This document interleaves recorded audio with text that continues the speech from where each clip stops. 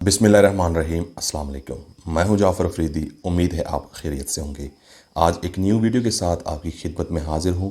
आज video layout के हवाले से हैं और आज की वीडियो में बताऊंगा कि अगर आप अपने मर्ज़ी के हिसाब से कोऑर्डिनेट्स क्रिएट करते हैं किसी भी लेआउट प्लान का, तो वो आप कैसे कर सकते हैं और फिर आपने टोटल स्टेशन के थ्रू इसका लेआउट करना है वो कैसे करना है।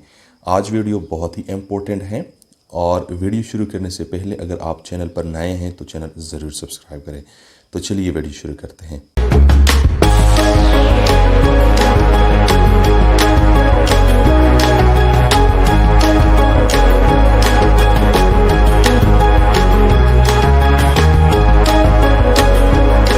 ये मेरे पास ये एक प्लान है, ठीक है। और ये जो पॉइंट है, सपोज़ ये मेरे पास एक पॉइंट है, इसकी नॉर्थिंग और ईस्टिंग वैल्यू ऑलरेडी यहाँ पे मैं लिख चुका हूँ, ठीक हो गया। सबसे पहले मैं आपको इस कंसेप्ट के हवाले से बताऊंगा। अगर मेरा कोई भी भाई इस कंसेप्ट के हवाले से नहीं जानते तो ये जानना पहले ज़रूरी है। यहाँ पे सपोज़ मेरे पास एक पॉइंट है और इस पॉइंट का जो वैल्यू है वो नॉर्थ और ईस्ट का ये वैल्यू है। तो यहाँ पर ये नॉर्थ डायरेक्शन है और ये ईस्ट डायरेक्शन है। आप किसी भी लेआउट प्लान का जब कोऑर्डिनेट क्रिएट करते हैं, जिस तरह सपोज़ ये एक प्लान है, ठीक है, और इस प्लान का जो ये कॉलम है इसका आपने ख़ुद अपनी मर्ज़ी के हिसाब से जो भी कोऑर्डिनेट रखना चाहते हैं वो आपने रखा है, ठीक है। जैसा कि यहाँ पे मैंने 300 और 400 इसका वैल्यू रखा है। तो जब आप नॉर्थ की तरफ जाएंगे तो ये इसकी जो कोऑर्डिनेट्स हैं इसकी वैल्यू इंक्रीज़ होगी, ठीक है। यानी ये 300 है और इस कॉलम से इस कॉलम तक जितना डिस्टेंस होगा आपने इसके साथ प्लस करना है। सपोज़ 4 मीटर है तो ये 300 के बजाय ये 304 हो जाएगा, ठीक है। और इसकी जो वैल्यू है यही 400 ही होगी, ठीक है। तो ये कंसेप्ट है। जैसा कि यहाँ पर ये ईस्ट है और ये नॉर्थ है, इसका ये वैल्यू है। तो नॉर्थ की तरफ जब ये फासला है सपोज़ 3.75 है, ठीक है, यहाँ से इस पॉइंट से इस पॉइंट तक, तो ये नॉर्थ वैल्यू यहाँ पर 375 और ईस्ट की जो वैल्यू है ये 400, ठीक है। क्योंकि जब आप ईस्ट की तरफ जाएंगे तो तब आपकी ईस्ट की जो वैल्यू है ये इंक्रीज़ होगी, ठीक है। सबसे पहले हम जाएंगे नॉर्थ की तरफ, ठीक है। अगर आप सबसे पहले ईस्ट की तरफ जाएंगे तो फिर ईस्ट की वैल्यू, जिस तरह ये प्लान है, अगर आपने इसके कोऑर्डिनेट्स क्रिएट करना है, जिस तरह ये 300 है और ये 400 है, ये आपका ईस्टिंग है और ये आपका नॉर्थिंग है। अगर आपके पास ऑटोकैड नहीं है, ठीक है, और आपने खुद मैनुअल कैलकुलेट करना है तो आप इसी तरह कर सकते हैं। अगर आपके पास ऑटोकैड है और आप ऑटोकैड जानते हैं तो फिर जिस तरह आप जानते हैं कि ये एक प्लान है और इस प्लान जब आप साइड में इसका एक पॉइंट ये अहस करते हैं कि ये हमारा एक पॉइंट ये हो गया, क्योंकि प्लाट जो साइज़ है वो प्लाट साइज़ के हिसाब से जो लेआउट प्लान होता है वो क्रिएट होता है, ठीक है।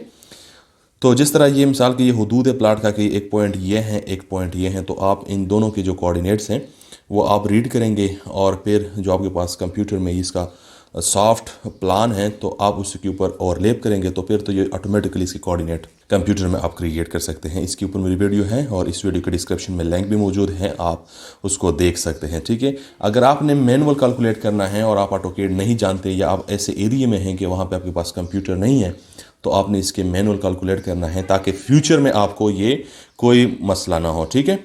तो यहाँ पर ये 300 है और ये 400।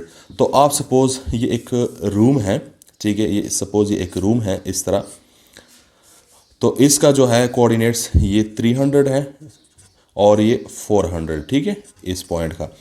तो इसी तरह जब आपने इज्यूम करना है, आपने ये अहस करना है कि ये मेरा नॉर्थ डायरेक्शन है, चाहे वो नॉर्थ डायरेक्शन हो या ना हो, लेकिन आपने इसको अहस करना है कि ये मेरा नॉर्थ साइड है, ठीक है। तो आप जब नॉर्थ की तरफ जाएंगे तो ये नॉर्थ की वैल्यू इंक्रीज़ होगी और अगर आप ईस्ट की तरफ जाएंगे तो इसकी जो वैल्यू कोऑर्डिनेट है वो ज़्यादा होगी, ठीक है। तो यहाँ पर सपोज़ ये 4 मीटर हैं तो ये 304 और ईस्ट की जो वैल्यू है ये वही 400 होगी, क्योंकि ईस्ट की डायरेक्शन में आप यानी इस तरफ लाइन में इसकी तरफ आप नहीं जा रहे, आप नॉर्थ की डायरेक्शन में जा रहे हैं। तो इसी तरह जब आप किसी भी डायरेक्शन की तरफ जाएंगे तो आपकी कोऑर्डिनेट वैल्यू इंक्रीज होगी। ठीक है, ये एक कंसेप्ट है। अभी आ जाते हैं कि आपने सपोज ये सारे कोऑर्डिनेट्स कैलकुलेट किए हैं कि यहाँ से यहाँ तक ये फासला है, यहाँ से ये फासला है। मैनुअली आपने सारे कोऑर्डिनेट्स इसको कैलकुलेट करने। अभी आ जाते हैं कि हमने इसका लेआउट कैसे करना है। कोऑर्डिनेट्स तो हमने बना लिए, अभी हमने फ्री जो ये कोऑर्डिनेट्स, इस कोऑर्डिनेट की हेल्प से हमने कैसे करना है कोऑर्डिनेट्स, जो कंट्रोल पॉइंट है वो हम कैसे क्रिएट करेंगे। यहाँ पर जब आप प्लाट के ऊपर मार्किंग करते हैं ना, तो सबसे पहले तो आपने ये प्लाट का जो साइज़ है उस हिसाब से आपने पॉइंट्स लगाए होंगे कि ये फर्स्ट पॉइंट हो गया इस कॉलम का और ये सेकंड पॉइंट, ये हमारा एक बेस लाइन हो गया। ठीक है, तो यहाँ पर जो आपने स्टील लगाए हैं या कुछ भी लगाया है, ठीक है, पॉइंट जो लगाए हैं, तो आपने टोटल स्टेशन सेट करना है। जब टोटल स्टेशन आप सेट करेंगे तो आप रिसेक्शन के थ्रू, ठीक है, रिसेक्शन के थ्रू आपने क्या करना है, रिसेक्शन के थ्रू आपने फर्स्ट ये कॉलम के कोऑर्डिनेट्स, जो ये कॉलम के पॉइंट हैं, ये आपने रीड करना है और इसका वैल्यू आपने देना है रिसेक्शन में, क्योंकि आपने तो मैनुअली ये कोऑर्डिनेट्स बनाए होंगे।